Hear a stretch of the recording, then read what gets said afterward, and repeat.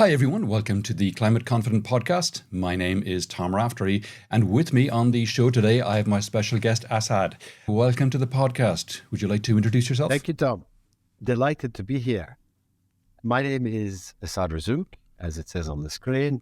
During the day, I run a renewable energy business headquartered in Singapore, which is deploying solar and wind and storage facilities and power plants across the Asia region.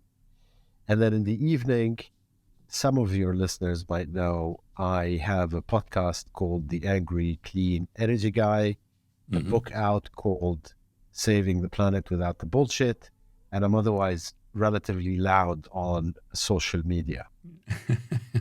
Indeed.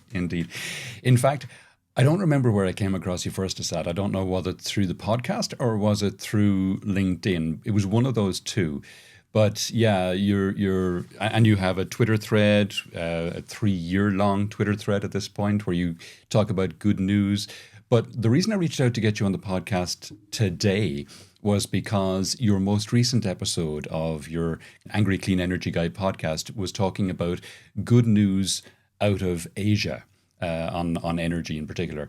And I thought, I don't cover Asia enough in the podcast, and I don't know enough about what's happening in Asia. And this podcast is all about good news anyway in the climate space, hence Climate Confident. So I thought it would be awesome to invite you to come on the podcast and talk a little bit about some of the good news that is coming out of Asia for energy. So you talked a lot about China, and you are going to have upcoming episodes talking about some of the other countries in the region. So do you want to just map that out quickly for us? You know, what did you cover in episode 70 and what's coming in future episodes? Sure. So the frustration, Tom, came from the fact that if you vociferously consume media the way I do, it will tend to be in 1 to 3 languages, depending on the individual, but it invariably has more coverage per square centimeter, so to speak, about Scandinavia, total population 20 million, than Asia, total population, 5 million. Right. So, and that is, and then if you actually exclude news about China and India, the rest combined really get incredibly little. And we're talking about some large countries. I mean, Indonesia is 280 million people, right. Third largest democracy in the world. Thailand is 70 million. Vietnam and the Philippines are 100 million. And I could go on. So I thought, okay, why don't we try and shine a light on the good environmental progress of these countries? Because often they're portrayed as baddies on the environment, whereas they're countries that are almost invariably really trying hard to do the right thing within their domestic constraints.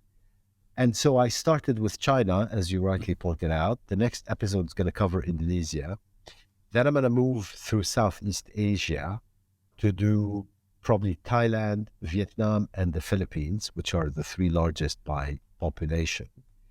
Before heading to North Asia to cover South Korea, maybe another country, and then finally ending in India, which, similar to China, receives a lot of coverage about a lot of things, but not about an agenda that its own people care enormously about, right? Yeah. Which is the environment and air pollution and their health. Yeah.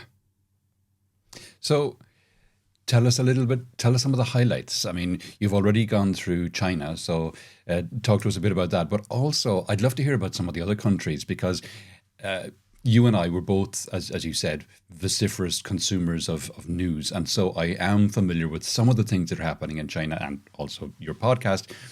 But Indonesia, I know a little bit about India as well, but Indonesia, Thailand, these are complete black books to me. I know Vietnam is doing quite well on solar, or maybe it's not. I don't know. You tell me. Tell me some of the highlights. Okay. So I like to think about this in buckets. So Okay. just to get my thoughts organized, right? So, Sure. there's three big buckets, right? The first bucket is what's going on in deforestation. You know, Okay. how are the country's forests, lungs, and is deforestation a concern? And if so, how much of a concern? And what progress has been made the last 10 years? The Hmm. second bucket is renewable energy and electrification infrastructure. Sure. How are they doing on that? And then the third one is plastic, right? Are they doing anything about plastic waste? It's very difficult to generalize across Asia. I mean, I think the best way to think about Asia is in, there's four Asias in a way. You've got Okay. China, which Hmm. is a standalone. You've got India, which is also standalone. Then you've got OECD Asia, so rich Asia. There's Okay. really just four countries in that. And they are Japan, Taiwan, South Korea, and Singapore. Hmm. And then you've got Southeast Asia and South Asia, ex India, which is everybody else, broadly speaking, but including some of these countries that I mentioned, i.e., Indonesia, Thailand, and the Philippines. So then you look at the three buckets, and okay, this is a bit of an overgeneralization, but I would say that they have all made significant efforts to either reverse deforestation or, at a minimum, slow down significantly the rate of deforestation. Then, if you contrast that with the other two main rainforest areas in the world, which are Congo, DRC, and the Amazon, Hmm. you'll see why that's good news, because there, actually, the situation is getting worse, not better. Then in the renewable energy bucket, people forget or perhaps don't pay enough attention, but India and China are right up there with the United States and the EU in terms of what they're building out. Right. And as a simple metric, you can think about it this way: China alone, so I'm not counting anybody else in Asia, China alone built more rooftop solar, Hmm. rooftop, last year in 2022 than the United States and Germany and the UK built in total types of solar and wind energy, so rooftop and utility scale Wow. combined. Wow. And that's just China's roofs, right? That's before you count everything else China built.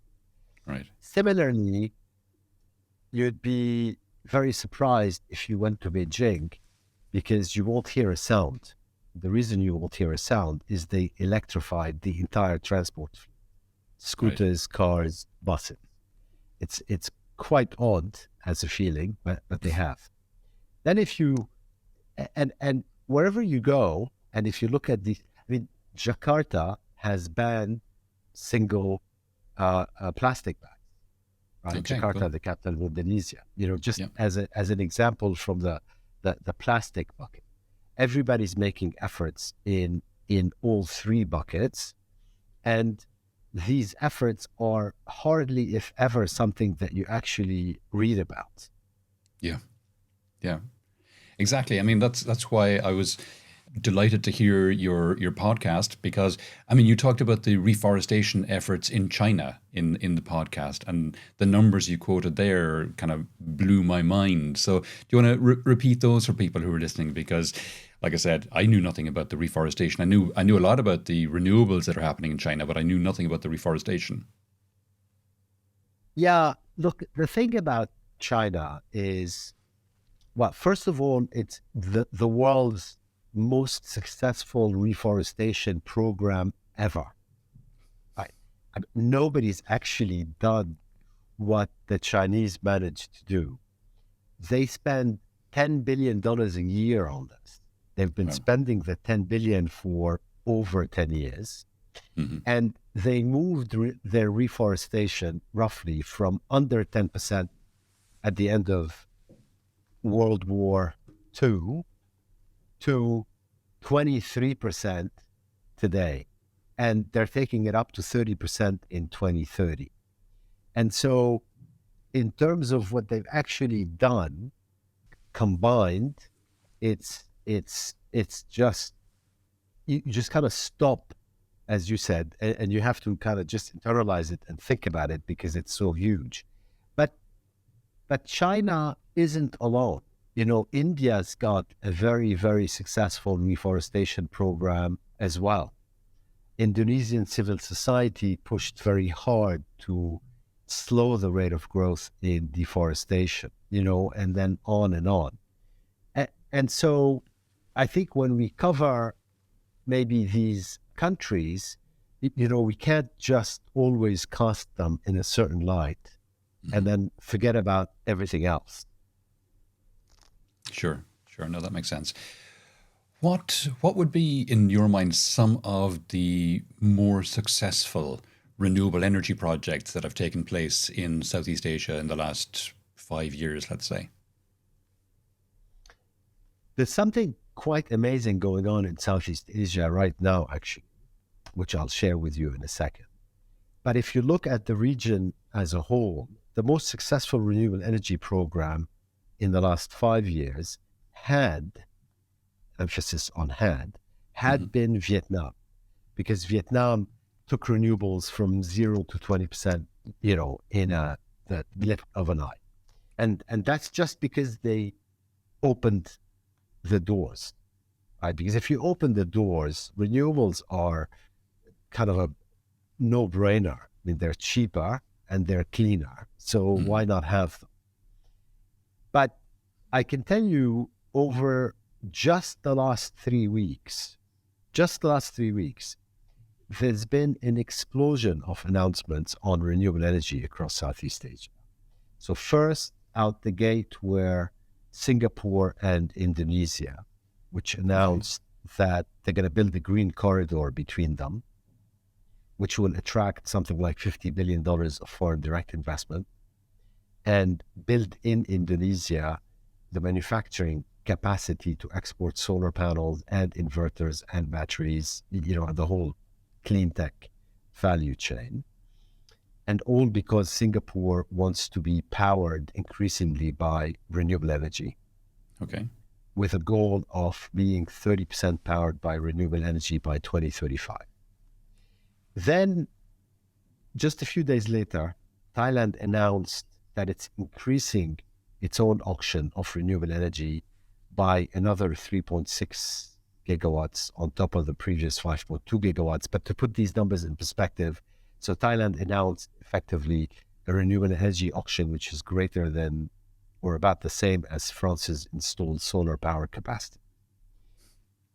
And then the Philippines, 3 days later, announced its own 11 gigawatt renewable energy auction. And that's more than the Philippines' entire renewable energy capacity base. And they're going to do that in one go in 3 months. So you can see how the fact that solar and wind are now clearly cheaper, the fact that governments woke up to the volatility of natural gas prices, and finally the fact that they woke up to the fact that national security dictates to the extent possible that you use your free fuel, so your sun and your wind, how these factors have now led to, frankly, an explosion in activity in renewables, but also electrification, right? So electric cars, electric batteries, all that stuff. Fascinating. That huge surge in announcements in Southeast Asia that you referred to, that'll lead to a huge surge in demand, obviously. Is the supply there to meet it, or will that push the prices up? The prices are going down, not up. Sure, but with the increase with the huge increase, a spike in demand, isn't there the danger that could push the prices up if there's not the supply there to meet the demand? It's a very interesting question, Tom, because, the short answer is no. So, i.e., the prices in Asia for solar panels and batteries and wind turbines are going to continue to go down from what we can see in the supply chain. But the reason I said it's a very interesting question is because, in fact, that competition demand, which is mostly reliant on the Chinese supply chain, Hmm. will affect prices in Europe and in the United States, in the sense that Europe and the United States, and that's the direction they're going anyway, will become more reliant on their own supply chains over time. I mean, it's going to take them time to build it, to replace the Chinese one. But that might mean to them higher prices compared to Asia. So Okay. it should be an interesting dynamic to watch over the next 5 years. Okay, fascinating. And what are kind of unique challenges and opportunities for development of renewables in Asia compared to other regions? None. Oh, good. None. There's nothing unique about developing renewables in Asia. I mean, renewables are developed near people, right? It's not like a coal plant that you build in the middle of nowhere, or a nuclear plant that you want to hide, or a gas power plant that you also want to hide. Solar panels and wind turbines are built around people, wherever they are. The challenge is always to make sure that your community is with you. As Mm, long as your community is with you, everything is fine. And if your community doesn't want you, unlike the coal industry and the oil industry, then you shouldn't be there. And if you respect that very basic rule, then, which is the same globally, then generally speaking, the rollout will be smooth. But I don't think okay, there's any difference between how much a community cares in West Virginia, or in Indonesia, or in Colombia, if you see what I mean, because you're close to people's homes. So you have to talk to them and they have to be part of your project. okay, cool.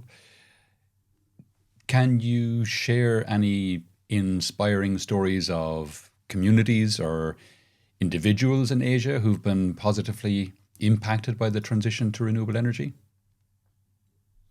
Look, I think the transition to renewable energy, and I don't just think that, that's the data, has enormous support in Asia, because people are at the front line of suffering from climate change. You know, it's not a concept.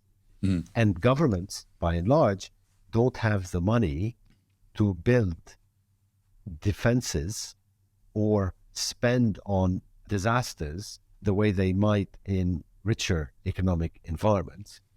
And yeah, there's lots of stories, but I'll tell you something which you might find interesting. In the Philippines, for example, wind turbines are a tourist destination. People love to go visit them, wow. right? And that's because they know that they're part of the community, but also that they are pushing away coal and oil and gas, which the people don't want. Not talking about governments or business. The Sure. people just don't want these polluting their air. But it's to an Brilliant. extent unimaginable, perhaps in Europe, Yeah. because I hadn't seen wind turbines being a destination site in anywhere before until the Philippines. Yeah. And it to me it makes total sense because I love seeing wind turbines. I think they're incredibly graceful. I don't know how people can complain about them, but I would pay good money to get a tour of a wind farm sometime. I really would. I'd love to get shown around one. So and even climb to the top of one and get into one of the nacelles. So that'd be awesome. Talk to me then a little bit about storage and the rollout of storage solutions in Asia, because obviously we all know the trope that the wind doesn't always blow and the sun isn't always shining. So, how is storage taking off in Asia? Explosively between now and 2030. So, It's it's. everywhere all at once. I always hesitate to use the word explosively when I'm talking about storage, considering a lot of it's batteries. But, but That's a fair point. That's a fair point. And there are issues, I think, with bad installation. But, you know, thankfully, they are, what are they, 1% of 1% of 1%, 1% of 1% of the damage caused by oil spills, of course, say. yeah, yeah, yeah. So, you know, which is important to bear in mind. But yeah, storage is coming in lockstep, perhaps with a 2-year gap with the Right. renewable energy build out, because we need it and because we can afford it and because it's competitive. So a Yeah. bundle, for example, of wind, solar, and storage makes a lot of sense in many countries. In others, it's wind and storage or solar and storage. And in some locations, it's just storage, Okay. standalone storage facility, right? So you see all sorts. The supply chain there, by the way, is having a bit of a hard time scaling up in storage specifically, but it's coming. And so that's why I think you're going to see numbers, multiples of what think tanks like Bloomberg New Energy Finance are forecasting for 2030 deployed in Asia, Southeast Asia, North Asia, China, and India, all of them. Okay, cool. That's great. And it's mostly lithium ion battery solutions, I'm guessing. At the moment, yes. But the storage industry is very nimble, and therefore, alternatives will emerge and will be installed. But if you want scale, at the moment, it's lithium. Yeah. Okay, cool. And the whole electrification is a fascinating space as well, particularly electrification of transport. And you talked about China and how in Beijing it's so quiet. I'm curious as well. One of the other big stories that we got 10 years ago now was the air quality in Beijing on the eve of the Olympics. What's the air quality like in Beijing now? Look, I haven't been since before the pandemic.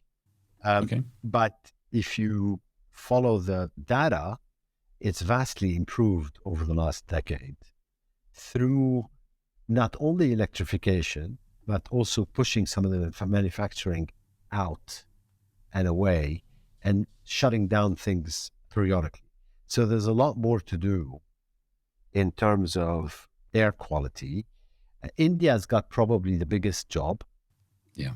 because India's got the most polluted air. It's a combination of petrol vehicles and scooters and what have you, but also agriculture practices. And then, as far as the rest of Asia is concerned, air pollution is also something that policymakers and citizens are increasingly focused on, and an area that is continuously, well, that will continuously improve with increased electrification. Okay. One issue that electric vehicles suffer from is the sticker price being higher than traditional vehicles, unfortunately, still. And India is a place where we really need, because of the air quality issues we just talked about, is a place where, there should be huge potential for them. Where do you see that kind of balance coming together where the electric vehicles in India are cheap enough that enough people can buy them to make a difference? Okay, I think there's two issues there, right? The first one is cars, and the second one is everything else. So if it's just cars, then the inflection point is supposed to be happening as we speak, right? Where electric cars are going to be cheaper than petrol cars. And when I say as we speak, it's sometime between now and 2025. But that's not enough, right? Because you don't want to replace one petrol car with one electric car. That's kind of, it's not very smart to start with. Not a very good use of cities. It's not a very good use of streets, and it's not very good use of time, right? Yeah. So the other thing to pay attention to on the electrification front is electric scooters, Vespas basically, but also electric bicycles and also bicycle lanes, all of which are helped in kind of a virtuous cycle by clean air, right? So you cycle more if the air is clean, and the more you cycle, the cleaner the air, Yes. and so on. So you have to watch these two. I think the progress is, I would say, generally disappointing outside China, in the rest of Asia, on both fronts. But there are signs that this is changing. starting with bicycle lanes, and then the electrification of scooters, and probably last, the electrification of cars and buses outside China. Okay. Okay. And what about things like subsidies for buying electric scooters, or, converting the tuk-tuk fleet, for example, to electric? Are governments stepping in there and helping out? They try. Bangkok, for example, has now 800 electric tuk-tuks. Hmm. Now, that's not a lot. There's Hmm. thousands to go, but it's better than nothing. But look, on subsidies, funny enough, the problem isn't subsidizing this. It's removing subsidies from the competition, which making it look cheaper. So, Right. so often the subsidies are fuel subsidies, both direct and indirect, and consumer subsidies for fuel that artificially make the cost of driving a petrol scooter or car cheaper than that of driving an electric one. I know it's slightly counterintuitive, but the subsidies are really more on the dirty fuel side than on the clean fuel side. By like a margin of 10 to 1. It's not Yes. like small. Yeah. Okay. So I kind of don't really like that much that word subsidy, or at least in my case, whenever somebody says subsidy, I think oil and gas and coal subsidies. I never think our industry is subsidized enough because the gap is so high. Fair point. Fair point. Another trope that's often thrown out when we're referring to electrification is the grids won't be able to cope with all the demand. And we've seen, for example, in Norway, that this is rubbish. Norway has shifted, over 90% of new vehicle sales in Norway are now fully electric. And the head of the Electric Vehicle Association in Norway has said that's led to a 7% increase in demand for electricity, and that it's time shifted anyway, so it hasn't posed any problems for the grid. But that's potentially a different market to Asia. So will the Asian grids be able to cope with this massive increase in demand we're going to potentially see? Well, grids have to be upgraded periodically, right? It's a bit like your computer software. So you have to upgrade your computer software. It's in the same way you have to upgrade the grid periodically. Anytime someone asks you that question, turn it back and say, look, if we shifted in that particular country fossil fuel subsidies to upgrade the grid, we'd have probably by far the bestest grid in the world.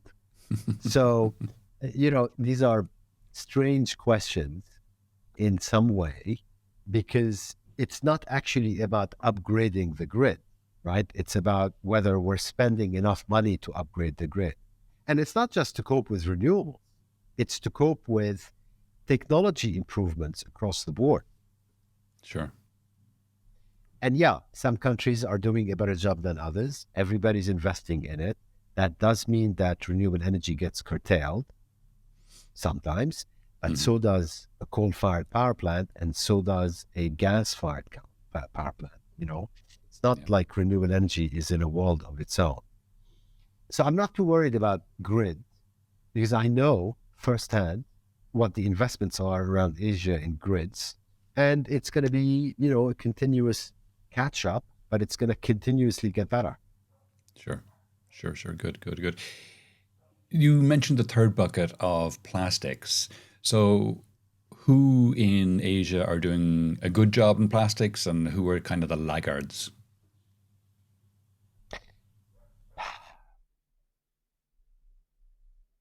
That's a complicated question. Sorry. It's a complicated question because there's kind of two plastics, right? There is your own plastic as a country. And in the past, there was the plastic that you imported from the West. Thankfully, Asian countries have stopped importing plastic waste from the West. That is huge because that imported plastic, which was sent under the pretense of sorting and recycling, mostly ended up in the ocean. Mm. So that was like a shift of responsibility from the West to the East, with neither accountability nor traceability, right? It was just like an excuse to do nothing by both sides, because one side got paid, the other side got rid of the trash. Nobody did anything. But it was Sure. beautiful while it lasted, right? So that's over, which means that the volumes have gone down significantly, because Thailand was an importer of plastic. The Philippines was an importer of plastic. Indonesia sometimes, and the biggest of all was China. But that's all gone now. So next is domestic plastic. Mm-hmm. Every single country in Asia has very strong efforts to either ban or cut down on the use of plastic, because every single country recognizes where they are. And these things are in the most unexpected of places. So I told you Jakarta, the capital of Indonesia, banned plastic. So has Mumbai in India, for example, and a umpteen other cities. And what's interesting about that is that richer Asia, for example, has not banned plastic bags. Singapore hasn't. Instead, it charges consumers for them, which is a far less effective way of dealing with the problem. Sure. The other big area in plastic is putting responsibility for waste and recycling where it belongs, which is with the manufacturer.